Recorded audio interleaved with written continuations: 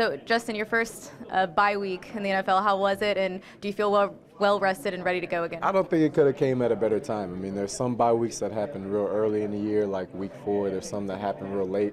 This one, in hindsight, and after being through it, and now getting back in the groove of things, preparing for Washington, it really couldn't have come at a better time. It allowed me to also go back and visit my old school and see the guys play a home game. So it's been an amazing opportunity. I was a little antsy at first because I'm so hyped for it's my rookie year just to get on the field and to keep playing.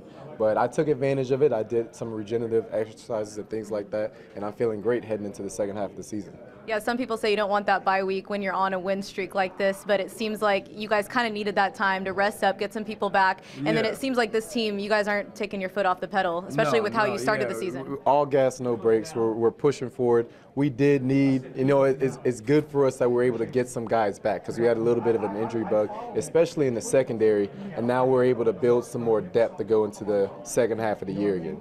So Coach O'Brien constantly says this is a league about improvement from week to week, and it's kind of crazy how that has really played out for you guys to be so true.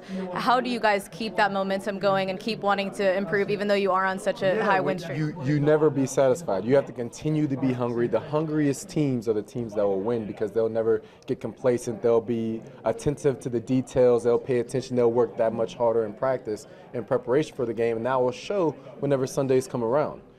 In a way, when you look back to how y'all started this season 0-3, do you think that kind of lit that fire really early for this team? 100%. I mean, it was kind of a reality check at first because we all knew the talent that we had in the locker room and the way that we were all clicking together. In the first 3 games, it wasn't quite there yet, but the games were close. We lost by 3, 5, and 7. It was just had to fix a few things. And we're battle tested, and we did that in the 2 overtime wins back to back, and then we've consistently improved like O'Brien has been telling us to do, and it's shown on the field. And we've become a very close-knit, strong team and a formidable opponent for guys to go against. I remember in camp you told us that because of your brother you felt like you kind of had an edge up on what to expect in the NFL.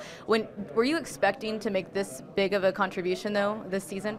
I felt like I was always prepared for it, but this is like a dream situation, you know what I mean? Every rookie wants to be able to come in and contribute to the team's success, and I feel very fortunate and happy that I've been able to contribute as much as I've been able to do these past, first half of the season. But like I said, I'm not going to be satisfied with that either. I'm going to be prepared for the second half of the year and see how much more I can do to help this team win.